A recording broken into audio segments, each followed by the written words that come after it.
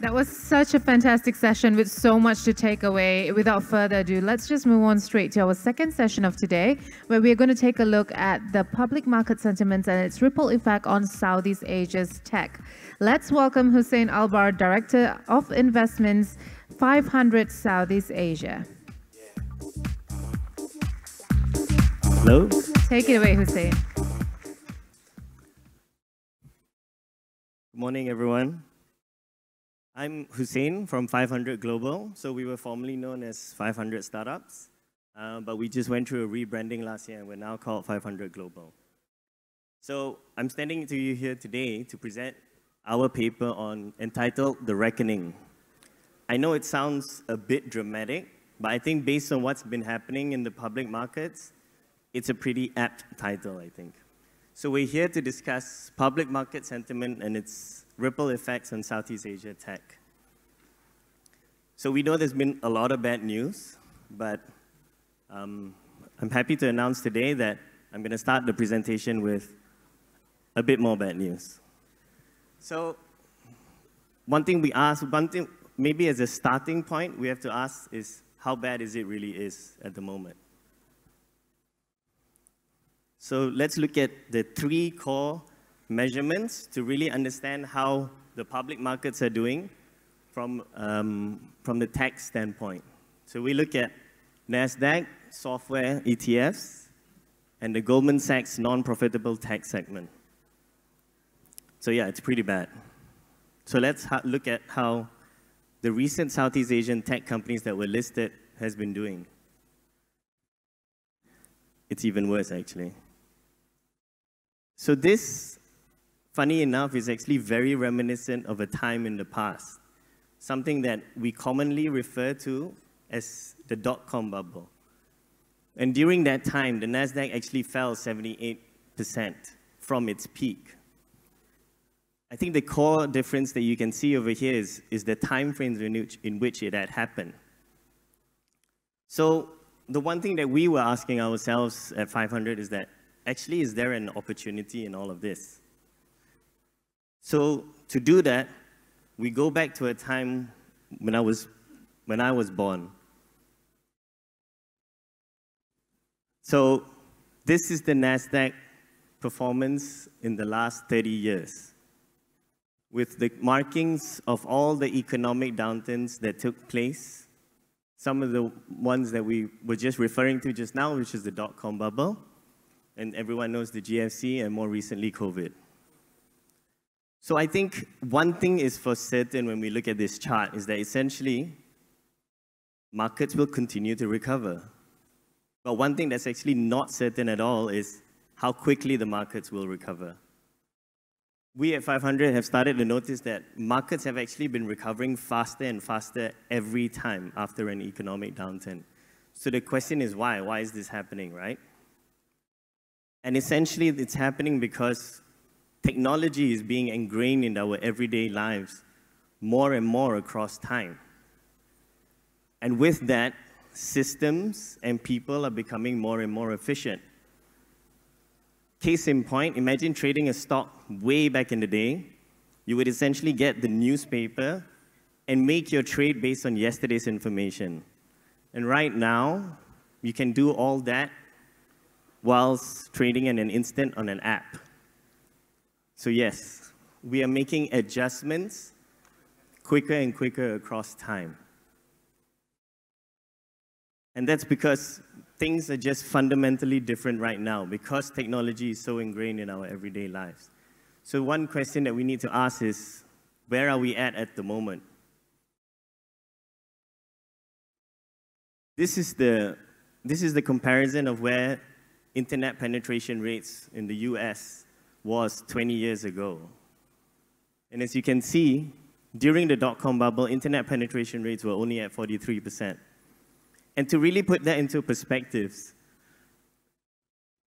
Pets.com, which was one of the leading companies, or which was one of the biggest failures during the dot-com bubble, sold pet supplies online. And this was happening in 2000. They were essentially creating a market that didn't exist. Chewy.com, on the other hand, which is a company that exists today, is worth 14 billion. So, to bring it back to Southeast Asia is actually not that far off from where the US is at the moment, but it's in a much, much stronger position compared to where the US was during the dot-com bubble. So what does venture capital have to do with all of this? Venture capital is essentially the engine that funds the tech ecosystem. And what we have seen across the last 20 years is that venture capital has been thriving in the last 20 years. And this is, we ask ourselves why. But essentially, at the end of the day, it's because we feel that it's correlated with tech adoption across time. So that is the main key driver to this. So to bring it back to Southeast Asia, we have to understand what is the status of Southeast Asia's venture capital ecosystem.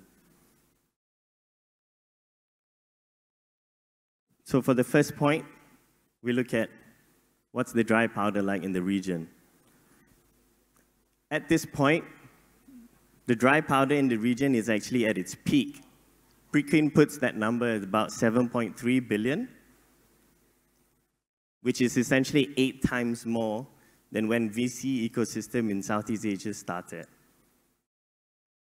So capital is available in the region. In addition to that, it's compounded by the fact that Southeast Asia now has its own tech giants that are recognized globally and has gained recognition globally. So US had its FANG, China had its BAT, and in Southeast Asia now we have GSG. Now, aside from capital being available in this region, what is now more available is the human capital, which is unmeasurable. More and more people are considering tech as a start of their careers, which was not something that we had considered before.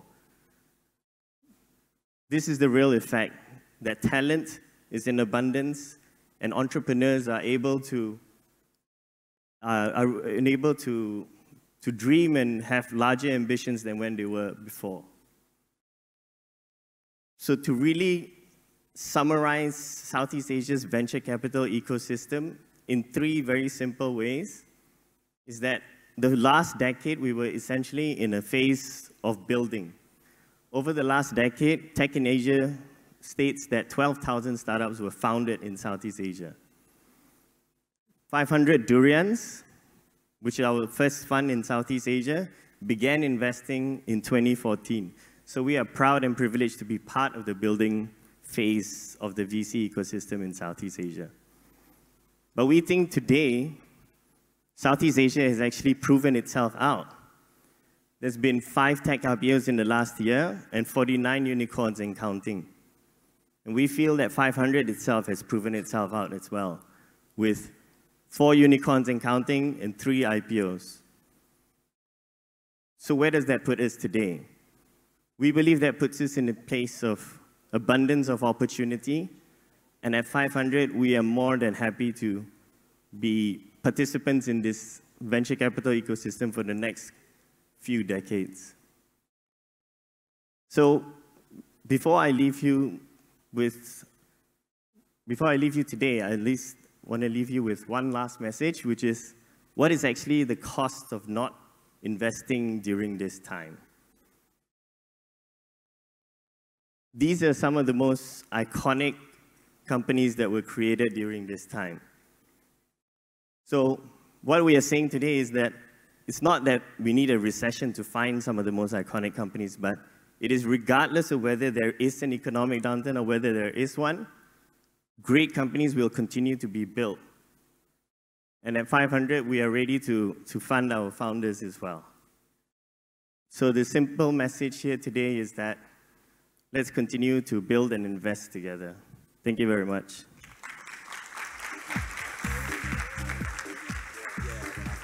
Thank you, Husain.